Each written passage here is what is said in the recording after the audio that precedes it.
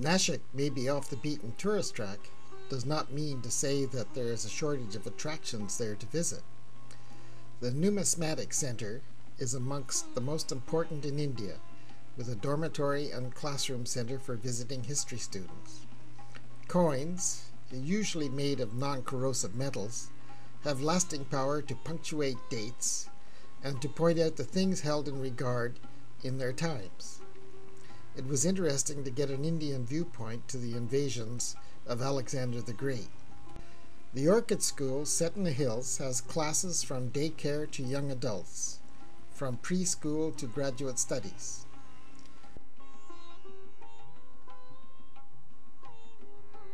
The setting is spectacular.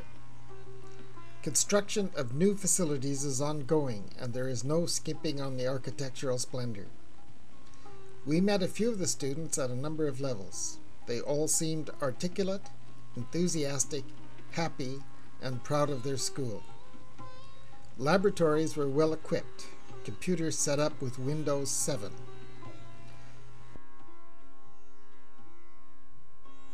For me, an ex-university teacher, the sumptuous appointments and rooms set aside for the faculty and for meetings were to die for.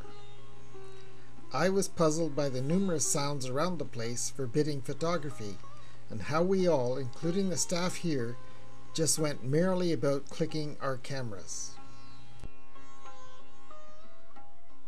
I think I mentioned the vineyards. Nashik is known as the wine capital of India. At the Sula vineyard we went to see the winery and to taste the wine, which we all agreed is excellent. What a nice way to end the touring day. A number of us were taken on a hike around one of the volcanic cones to witness the sunrise over the plain. During our trek we got a glimpse of the modern garbage processing facility of which the city council was justifiably proud. At the bottom of the mountain is a splendid Buddhist meditation center where you can enjoy the surprising acoustics of the dome.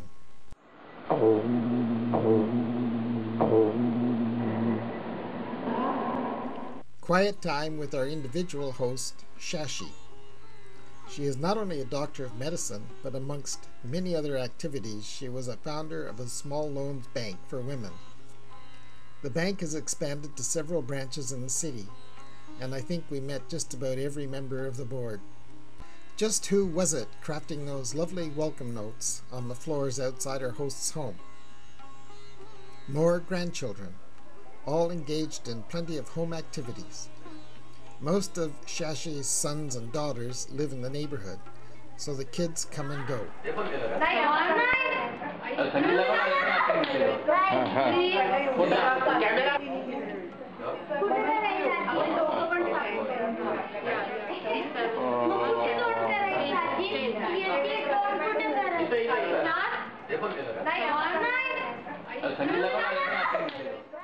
It is no surprise that religion plays a very important part in the life of almost all Indians.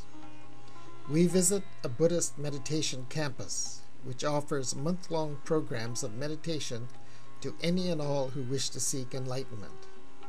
What seemed a little disrespectful of the sanctuary's desired atmosphere was the arrival of, albeit well-meaning but unprepared visitors of the Friendship Force who were not up to maintaining gender separation and silence as requested. Nevertheless, a key concept of this lovely place, amply demonstrated, was tolerance.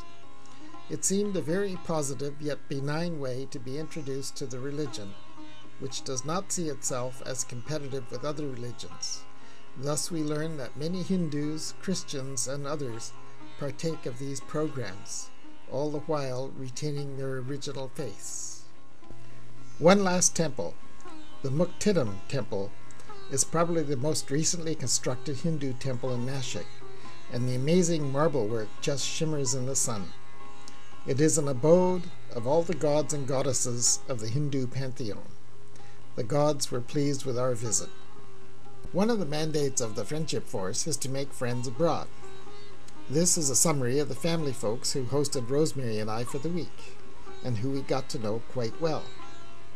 The ladies, Shashi and her daughters, Well, Aditi is a granddaughter, but hardly of the child generation.